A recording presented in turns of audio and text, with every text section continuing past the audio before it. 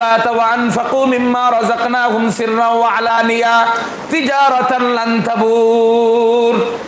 আল্লাহ বলেন ওই সমস্ত লোকেরা যারা কোরআনে কারীমের তেলাওয়াত করে, নামাজ কায়েম করে, যারা আল্লাহর দেওয়া রিজিক থেকে খরচ করে, প্রকাশ্যেও করে, গোপনেও করে, আল্লাহ বলেন তিজারাতান লান তাবুর, এটা এমন একটা ব্যবসা, এই ব্যবসায় কোনোদিন লস আসবে না, কোনোদিন ক্ষতিগ্রস্ত হবে না। এই ব্যবসা লাভবান ব্যবসা, এই ব্যবসার মাধ্যমে সে আখিরাতে শান্তির জায়গা জান্নাতের মালিক হবে।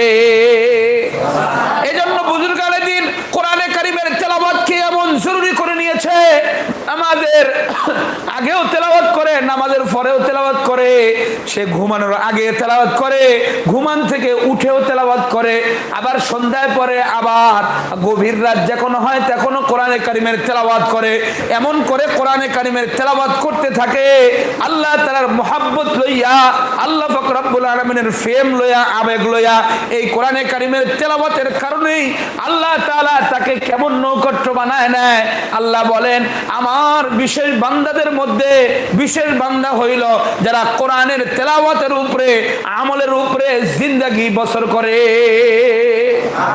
এটার উপরেই তার জিন্দেগি সে সাজায় নিয়েছে, কোরআনের তেলাওয়াতের উপরেই সাজায় নিয়েছে। এজন্য ভাই আপনাদের কাছে বিশেষ অনুরোধ যে এই সম্পর্কটা আপনি করেন। সম্পর্ক অল্প করলে অল্প মর্যাদা, বেশি সম্পর্ক থাকলে আল্লাহর কাছে বেশি মর্যাদা। বলেন আমরা পুরোপুরি কোরআনের সাথে সম্পর্ক রাখবো তো ইনশাআল্লাহ? বলেন তো কোরআন পড়তে পারেন কে কে? হাত উঠান দেখি।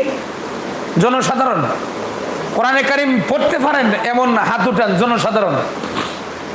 তলবেলে কি হাত করতে? হ্যাঁ, পারো না পড়তে? হাত উঠাও, পড়তে পারো?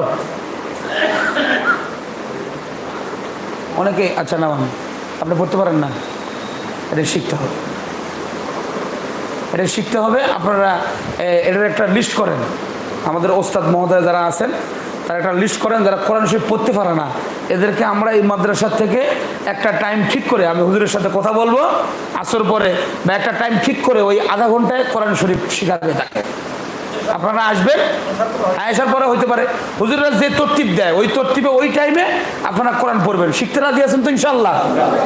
এটা ছাড়া পথ নাই। আল্লাহর পক্ষ থেকে একটাই চিঠি আসলো, আমি সেই চিঠি পড়তে পারি না। আর আমার ছেলে বিদেশ থেকে মালয়েশিয়া চিঠি লিখে পাঠাইছে, মেসেজ দিছে, কার কাছে যাবে, যায় এটা ঠিক করে নিবে, এটা বুঝায় নিবে, এটার জন্য ব্যস্ত হয়ে গেছে। হ্যাঁ, একটা লোক আসছে আমার কাছে, ওমানে থাকে, আরবিতে মেসেজ পাঠাইছে মেসেঞ্জারে, ওই আমার কাছে নিয়ে আসে, হুজুর তর্জমা করে দেন তো কি আইছে। আমি বললাম সূরা ফাতিহাটা আমাকে শুনেন, আত্মাহিদটা শুনে, আর কইতে পারে না। তাই আমি বললাম সূরা ইখলাস কোন, কুল হুয়াল্লাহ কোন, কুল হুয়াল্লাহও কইতে পারলো না ঠিকঠাক।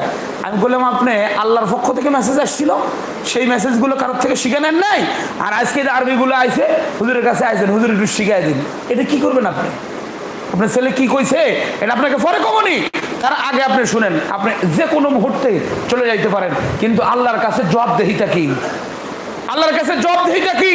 আপনি কোরআন পড়তে পারেন না, কোরআন এখনো শিখেন নাই, মানে আপনি কিছুটা দিন নামাজ পড়ান, ওই ঘুরে ফিরে কুলু আল্লাহ, ঘুরে ফিরে ফালাকার নাচ দিয়েই আপনি নামাজ পড়তেছেন, অথচ কোরআন আপনি পড়তে পারেন না। আপনি এখন সবই শিখতেছেন, কিন্তু কোরআন শেখার জন্য আপনি আধা ঘন্টার সময় বের করতে পারেন নাই। আপনি ভাই সব কিছু শিখতেছেন, কিন্তু আপনার জন্য 10 মিনিট সময় নাই যে আল্লাহর কোরআনটা আমি শিখবো। এই আফসোস রাখবেন কথা। এটা কত বড় আফসোসের কথা, কত বড় দুঃখের কথা। দেশে কোরআন পড়তে পারে না, সবকিছুই পড়তে পারে।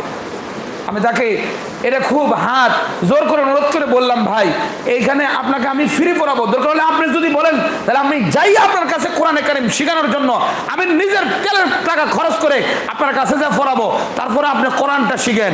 কেন এটার ব্যাপারে সবচেয়ে হাসরের ময়দানে ভয়ঙ্কর কথা হলো যে নবী সাল্লাল্লাহু আলাইহি সাল্লাম স্বয়ং মোকদ্দমা দায়ের করবে আপনার বিরুদ্ধে। নবী সাল্লাল্লাহু আলাইহি সাল্লামের মতো রহমাতুল লিল আলামিন পৃথিবীতে আর দ্বিতীয় আর এক পিস পাওয়া যাবে না।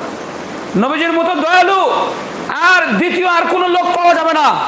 হাসরের ময়দানে কারো যদি সওয়াব একটা টান পড়ে যায়, তাহলে সে যায় বলবে আপনি আমার আব্বা ছিলেন, আপনার ছেলে, আমি তাকায় দেখেন আমার একটা নেকির কারণে আমি জান্নাতে যাইতে পারতেছি না।